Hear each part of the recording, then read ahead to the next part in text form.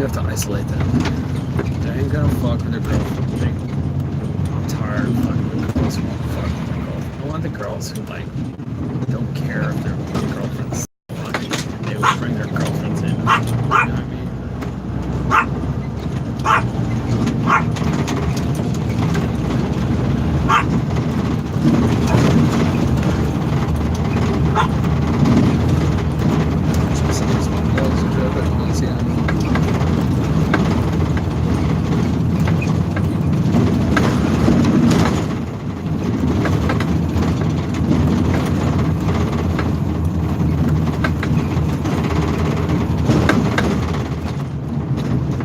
What up?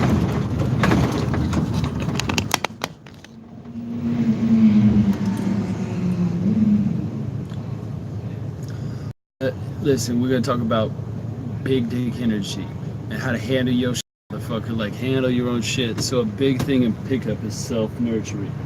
Handle your own shit. If you have emotional problems, handle that shit.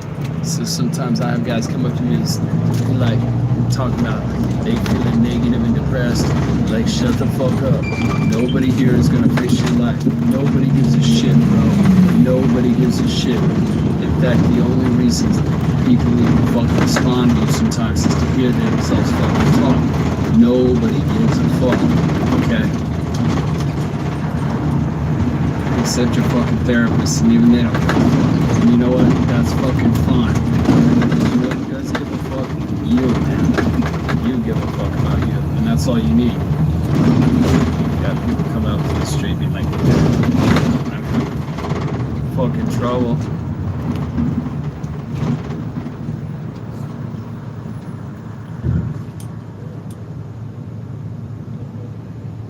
Here's the thing about a woman with sex is she can see the end, aka get laid whenever she wants. Okay, so for a woman the night is get ready, I'm gonna rage with my friends, hug each other, friends, party, invited out to party, fun, meet cute guys, but I want to talk about shit, and eventually she gets fucked. It's like, oh my god, that was great, and that's her night, right? She doesn't need to go right to the end.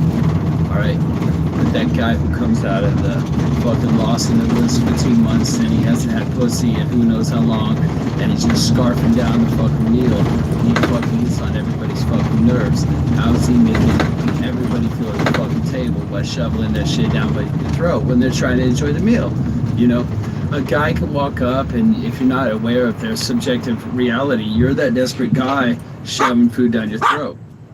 You can take your time. That's why when a man comes up and he's smooth, women get really fucking attracted to that. So part of calibration is knowing what's in you. You're in touch with yourself. That's part of calibration. Now the other part of calibration is how do I fit into this person's experience? Okay, so like what I said is, one example is, what is a woman's night like? You know, the person who's always trying to push to the end of the fucking movie gets annoying because it looks desperate. It looks like you haven't gotten laid before. Even if sometimes you could have gotten laid 5 times the night before, you still fucking look that way. You know, I've had experiences where I walk up with really hot, classy girls, and I can sense they're fucking horny, and I say fuck it, and I start making out with her. Maybe drag her to the side, put a jacket over both of our crotches, we start jerking each other off, I'm figuring her off. Next thing you know, we're having sex in the bathroom, and shit like that can happen too. Even though the girl's fucking smart and classy, you'd be like, no, only slut would be that. You'd be fucking surprised. Okay, so with a girl like that, sometimes you do grow aggressive. Use the left turn slightly left after Walgreens on K Street.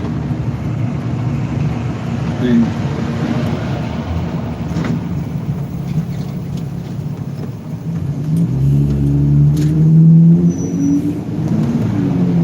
you want to sort of listen to what girls say, but you also want to observe what they do.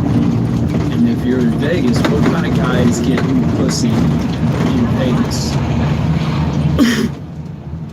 And you don't want to straight copy them because that's not being you, but you want to look at the elements of what's working in that environment. So, or if you're in the Hollywood, you know, the Hollywood scene, what is going to get you in the club in Hollywood? You notice.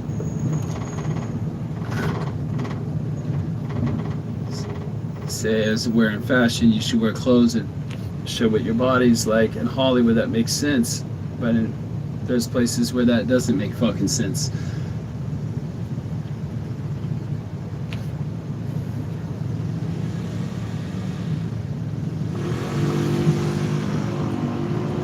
Social calibration is being aware of when to touch and when to lay off, not do premature escalation.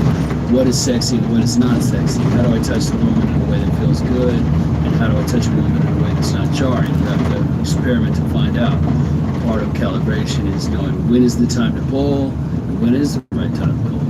Do I just extract it right away? When do I do that? You can do an exercise where you try to pull every girl right away and see how they react. When's the time to kiss? You do exercises with it and see when's the time to kiss. It's a lot of experimentation. And a lot of perspective taking, putting yourself into that person's perspective, but at the same time not doing what you might have used to do when you were first starting, when you're so sensitive that you don't want to be pushy. So it's a combination of aggressive but also tenderness. High aggression, but not to be a sociopath, but you're going to do what the fuck you're going to do. Some women fucking want that. So you want to spend a lot of fucking time thinking about this. And I frankly think that this is why I'm able to hang out with people who are popular or cool. I'm pretty hot, comfortable hanging out with groups of hot women and famous business owners and famous people in general, because I get it that they have their own personal world. Like a famous person or a high well-established personal universe. Certain hot women have a very well-established personal universe, and you're getting it. I have my personal universe where I'm self-nurturing, present.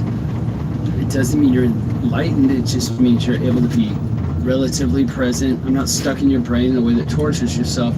I have things in life that I enjoy. You have your own version of that, and when we come together, we're gonna have a good time, but we're not gonna infringe on each other. So, like, guys hanging out, it's like two matches you put together and it's twice as fun. It's not like this other match that's not lit and it's wet. It's like this wet match and then this lit match. And you'd be like, drive me, I need you to drive, I can't leave, I'm fucking wet match, you know? And needing it, you know? It's meant to come together fun and then bounce, you know? So you have to be responsible. So the conclusion, which I'm going to hammer on with repetition, is that social calibration, first of all, alignment with yourself. You're in touch with yourself.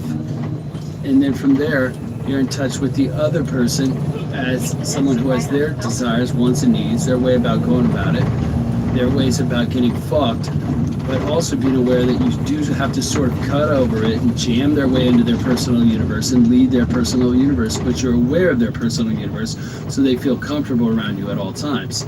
You're aware of certain self-image issues that she has around sex, and you're willing to bend those so your self-image will be enhanced by fucking her properly. All that type of shit you learn in the field. I can give you general indications, and you can take programs with me that are great.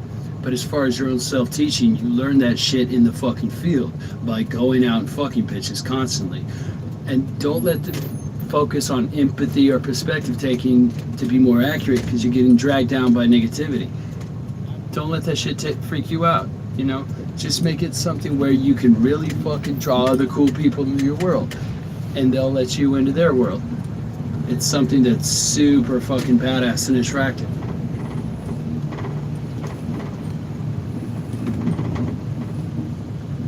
Continue on Bell Street for half a mile.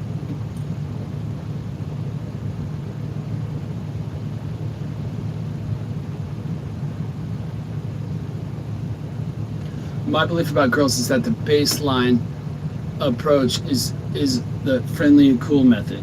Well, step one is basically what it is you're friendly and cool.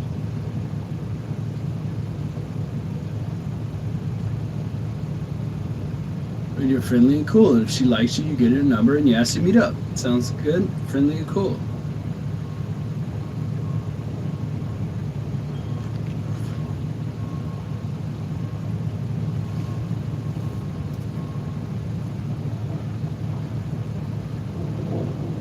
All right, so the friendly and cool method. Have you ever dated a guy who just came up with the friendly and cool and went out with him? And the girl's like, no, I'm too hot. I don't care if it's beast mode. I don't care if it's friendly and cool. I'm the prize. Are you speechless?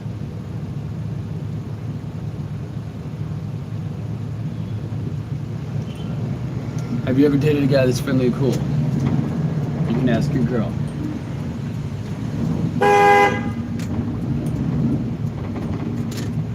I like compliance out of bitches, you know what I mean?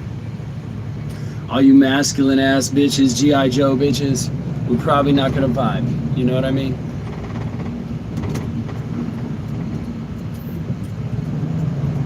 Whenever a girl blows you up,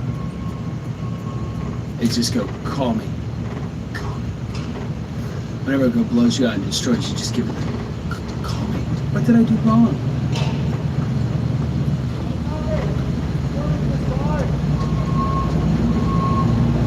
Just a friendly and cool method. That's like your baseline. You might have to adjust it. Fucking read whatever signal she's sitting off. Just walk up, the girl comfortable at ease in the environment, just vibing, talking about topics that elevate your emotional state. And she gets kind of drawn to it. And she's friendly and cool. And then you'll see these little escalation windows pop. You see everyone's talking. And I saw your pupils get really big. I'm not gonna move a little bit. Yeah, cover version RSD. Lower, friendly and cool approach. Back off a little bit, back off later.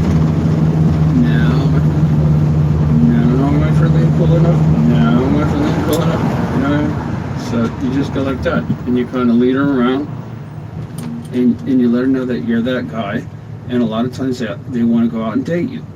And I think the main thing is you didn't say any stupid shit, you know? That's the main thing. As guys, we tend to say some stupid shit. And women really have no idea. Like, I think it's ironic. Like, I tell this to girls all the time. When a guy really likes you, he's probably going to say some stupid shit, you know?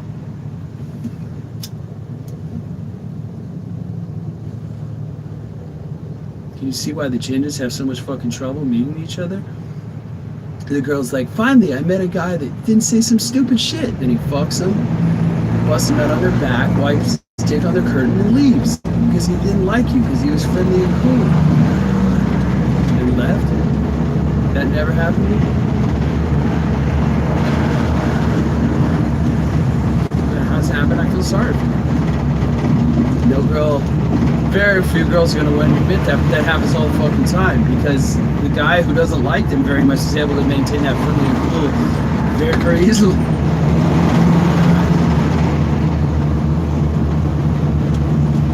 Just avoid saying stupid shit to women, that's great. Look, they say I want to get a boyfriend, and I tell these women, if the guy says some stupid shit, that means he probably likes you and his brain is shut down. When I go up to a girl, I don't like it. It's pretty fucking easy, pretty fucking cool, you know? If she doesn't like it, peace, I don't give a shit. Stupid shit for me is when I'm talking to the girl and I don't feel good in my own body, and I know that if she would be nice to me, I would begin to feel good in my own body. So I attempt to provoke her to give me the response that would make me feel good. And so as a result, what tends to happen is that I become stifled. So if you ever seen battle rappers like in the movie 8 Mile, maybe you saw some Chipotle on the way over here, some people battle rapping. You know, well, the whole idea of battle rapping is that when one guy kind of out battle raps the other guy, that other guy becomes stifled, becomes shut down. It's kind of like that movie, Bring It On. I saw the South Park of it. I've heard good things. So the idea is that the other person becomes stifled and it shuts down the thought process. So if Eminem is battle rapping you and he really gets a zinger on you, it almost shuts down your thought process. It makes you feel lower status. And when you feel lower status, you can't think clearly and you're more apt to say, what? Stupid shit. Right? So when you're talking to a girl who you feel is out of your league, who you feel is better than you, you're a lot more apt to say some stupid shit. Because you're stifled, you're mentally stifled, you're not clear in your thinking, your mind has been shut down.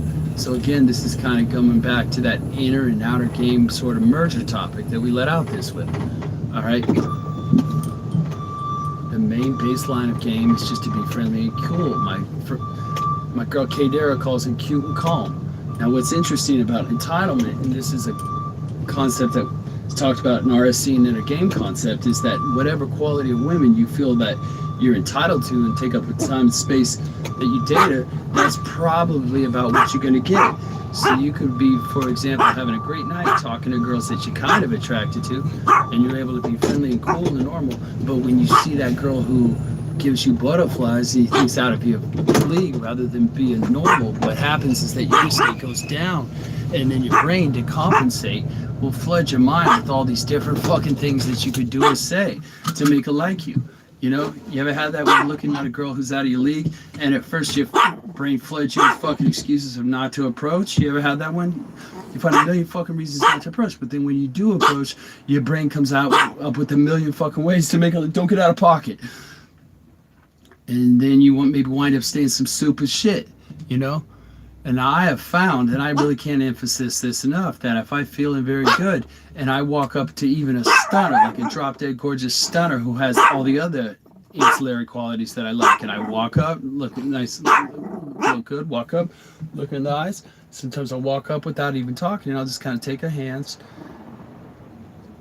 And it's almost like just by going silent, she's seeing that my brain is not engaged in that process of needing to convey value. And then she's like, who are you?